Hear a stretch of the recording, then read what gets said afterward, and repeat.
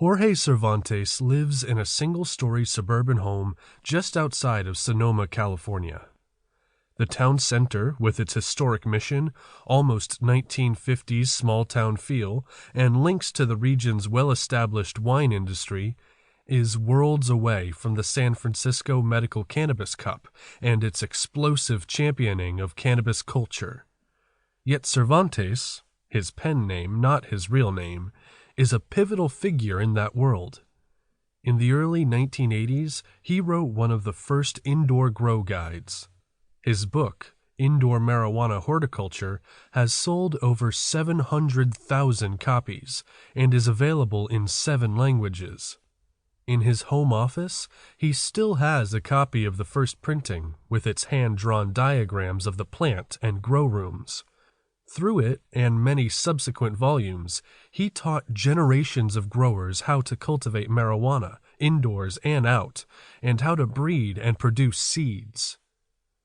Cervantes had been living in Spain for decades, part of an expat cannabis community in Europe that established itself there in the 1980s and 1990s as a way to escape law enforcement crackdowns in the United States. Thanks to a new openness about the plant in California, driven by the state's medical marijuana law, Cervantes recently returned here. He has shoulder-length graying blonde hair and a neatly trimmed beard. His tiny chihuahua, Mona, follows him closely everywhere he goes. Behind the house is a small fenced-in yard that abuts his neighbors' yards on 2 sides. He's recently torn up much of the patio to put in large growing beds. The soil is turned up in large mounds. In the raised beds behind and alongside the house, Cervantes will soon plant cannabis. Throughout the growing season, he will shoot a series of videos about these plants, posting them on YouTube. He used to appear in disguise in his videos, wearing sunglasses and a beret with long dreadlocks. Now, he has jettisoned his disguise. He appears wearing a t-shirt with a picture of himself designed out of tiny images of the THC molecule. Using his own backyard garden as a teaching tool, he shows viewers how to design their gardens, use compost, address problems with mold, lack of oxygen in the soil, and other issues. He appears examining the progress of the buds on his Green Crack, Blue Dream, Headband, and OG Kush plants. The exotic, sometimes nonsensical names of cannabis strains often have nothing to do with their characteristics. Sometimes they relate to the strains from which they are derived, other times they are just names dreamed up by their creators. On the videos and in real life, Cervantes' calm, lilting voice and matter-of-fact way with the plants makes him sound a bit like the Mr. Rogers of marijuana.